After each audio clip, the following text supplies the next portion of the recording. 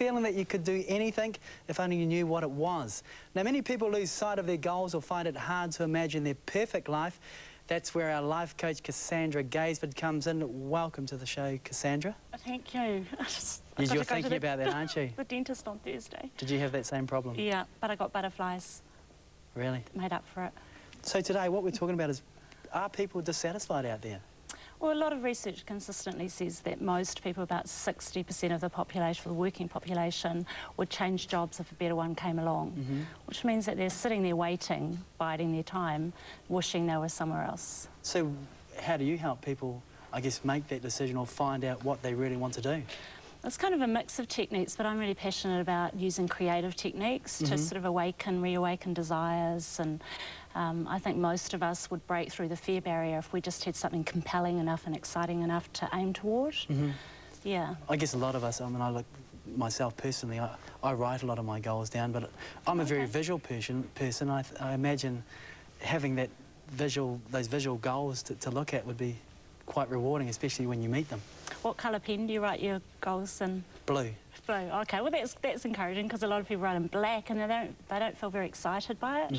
So if you have an image, and particularly a colourful image, it almost makes your goal a reality rather than word. Doesn't really transport you into the future. It's really good that you do that, to write down your goals, and obviously you're a successful person, it works for you. And you've brought along some examples today of some of your clients and how they sort of go about planning out their life with visual art, I guess. You call it visual art? Yeah, visual art, I like that. Yeah, and a lot of people think that you have to be wonderfully creative or talented to be creative, that you have to have done a fine arts degree, or that they couldn't possibly be creative. But anyone can create something like this. So I'll show you a few examples.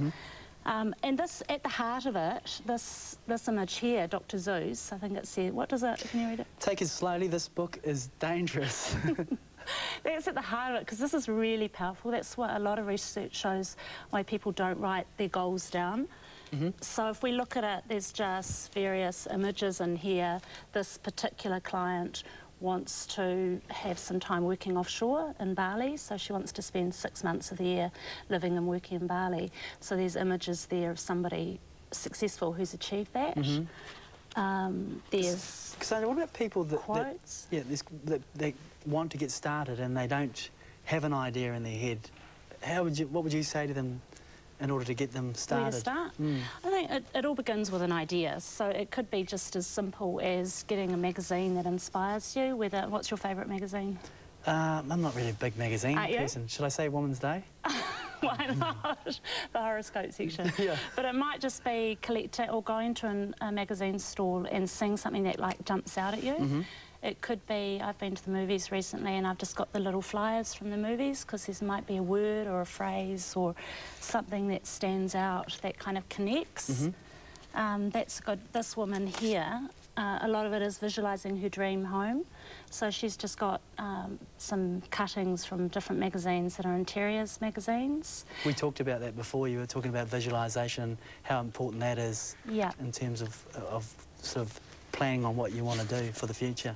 Yeah, because I think you had the singles panel on just before, didn't you? We did. And they're all hot and ready for dating, and perhaps they could try something like this where they visualise their wedding ring. Oh, right. That's interesting. Never thought of that. The beautiful bride. It could work for you, Brendan.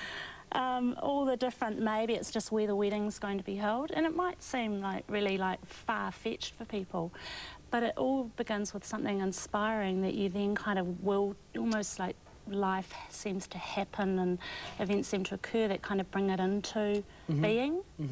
Yeah, so those are some other examples. I think in here this client has also visualised her dream man. Do you know Tony Soprano? Yes, yeah, Sopranos, that's your dream man. Yeah, so I think somewhere in here she's got a shot of, oh, I can't find it at the moment, but Tony Soprano, oh, there he is. Righto. Sweetheart, who would have thought? And she's put the word sweetheart there. Yeah. And what that said, because she's in her 50s, is that she's not going for the younger man, she's going for the older man, and she likes someone who's a little bit edgy. Tony's very edgy. Well, as a character he is, but as a person... Well, he looks kind of sweet. Look at him. Look at his eyes. Yeah. He's acting, though. Yeah. Oh, and she's got, like, also you asked what else could you put in it. She's got a example there of a clipping that talks about late love. Because a lot of people think that when they're past, say, 40 or something, that love's never going to find them. And this kind of says, well, look for contrary evidence, and then you can kind of change the way you think about things. Cassandra, thank you so much for coming on the show and sharing those wonderful thoughts and feelings. Got some ideas for you? Got plenty of ideas. I'll chat with you after this.